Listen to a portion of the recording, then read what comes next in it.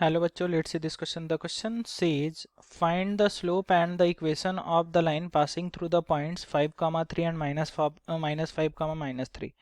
So guys, अपने को क्या करना है कि स्लोप एंड इक्वेशन बताना है उस लाइन का जो ये दोनों पॉइंट से आपके पास हो रहे हो.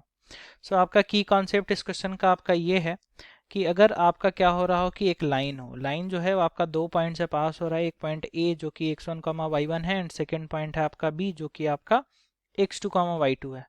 तो यहाँ पर जो स्लोप हो जाएगा ना ए बी का, ठीक है, स्लोप ऑफ जो ए बी अगर एम माने तो उसकी formula y2 minus y1 and divide में x2 माइनस x1 के इक्वल हो जाएगी. ठीक है.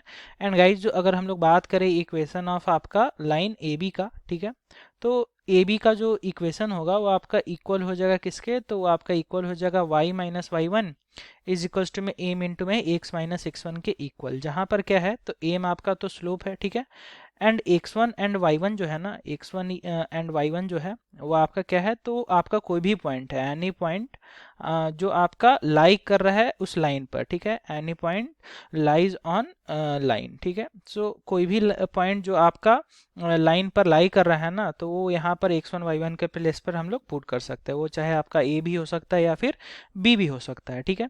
तो अब अगर हम लोग बात करें बाई क्वेश्चन, तो क्वेश्चन में अपने को जो दो पॉइंट्स गिवन है वो आपका क्या क्या है, तो ए पॉइंट है आपका 5, 3 एंड बी पॉइंट है आपका क्या -5, -3. तो अगर हम लोग यहाँ से स्लोप फाइंड करें ए बी का, तो जो स्लोप को अगर एम माने तो y2 यानी -3 माइनस में y1 यानी माइनस का 3 डिवाइड में x2 यानी -5 एंड माइनस में x1 यानी -5. सो यहाँ से फाइनली देखें तो -3 यानी -6, -5 यानी -10. सो माइनस माइनस कैंसिल, 2 3 जा 6 एंड 2 5 जा आपका 10 हो गया. सो एम यानी स्लोप की जो वैल्यू आ गई वो 3/5 के इक्वल हो गया. ठीक है.